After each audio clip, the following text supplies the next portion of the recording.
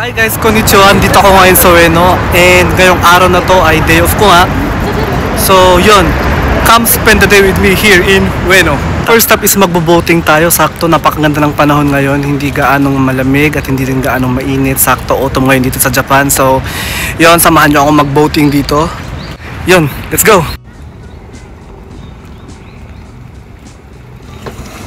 お願いします。一人ね、チケットあ、一人です。で、この時間まで。あ、わかりました。ね、はい、どうぞ。ありがとうございます。はい、終わりここに来てくださいね。Ah, hi. Hi, ありがとうございます。So yun na nga, finally nakasakay na rin ako dahil grabe, sobrang haba ng pila at sobrang daming turista ngayon. Akin napila ay ang Swan Boat. Yan, ganyan ang picture niya.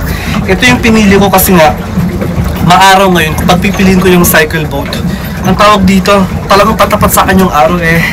Alam nyo naman, baka masunog tayo at mangitim. Kaya ito yung pinili ko, Swan Boat. When it comes naman sa mga prices, yung Swan Boat at saka yung cycle boat, ayun o, yung parang gano'n, yung parang, wait, yan. Yan, yung cycle boat na yan. Parehas lang sila ng presyo nito, 1,000 yen.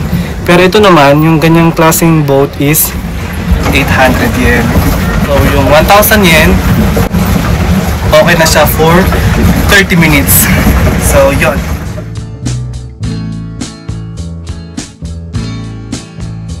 Kaya pag pumunta kayo dito sa Ueno, i-try nyo itong boating na to kasi napakamura lang, magandang banding siya with your friends, family, and syempre pag kasama mo yung jowa mo. Pero kapag kasama mo yung jowa mo, may recommend ko sa iyo is yung Swan at saka yung cycle na boat kasi nga pang dalawahan lang siya.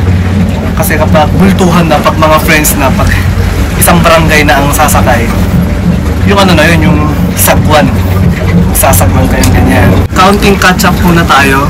So dati nun, mga high school days ko nun sa Baguio City, after naming mag-aral na mga kaklase ko ng pag-uwian na, kapag medyo nakaka-LL o nakaka-luwag-luwag sa budget, diretso kami ng Burnham Park kasi nga malapit lang yung school namin sa Burnham Park. Parang 5 to 10 minutes lakad lang, diretso kami ng Burnham Park. So yun, napaka nostalgic niya para sa akin ng mag-boating kasi nga naaalala ko yung mga high school days ko nung ako'y nasa Baguio pa. And hindi nga siya naalala sa Burnham Park. Medyo may counting hawig sa Burnham Park.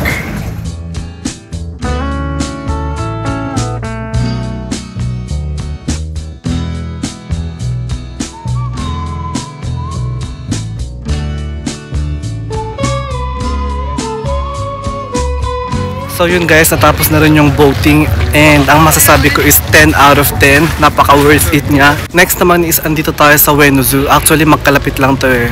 Yung sa may boating at saka dito sa may zoo. So itong zoo is 600 yen. So kayo nang bahala mag-compute kung magkano siya in Philippine peso.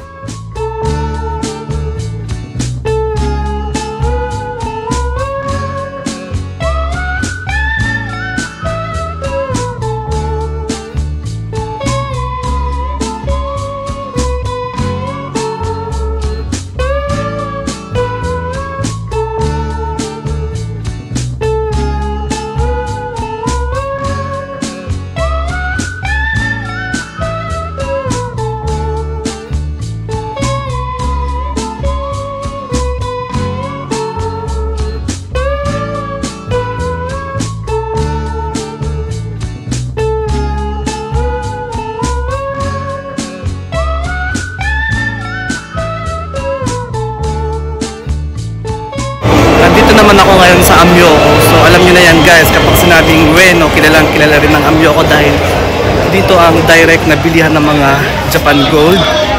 Dito rin nabibili mga fresh na seafoods na napakamura. And syempre marami rin mga kainan dito na napakasasarap. So after ng ating galam, ako'y nagugutom na. So andito ako para maghanap ng makakainan.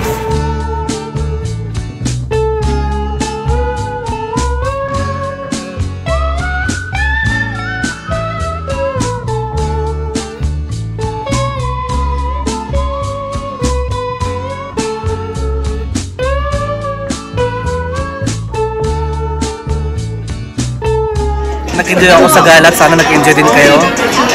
For me, it's 10 out of 10. Nag-enjoy ako sa boating, nag-enjoy ako sa zoo. See you on my next vlog. Bye!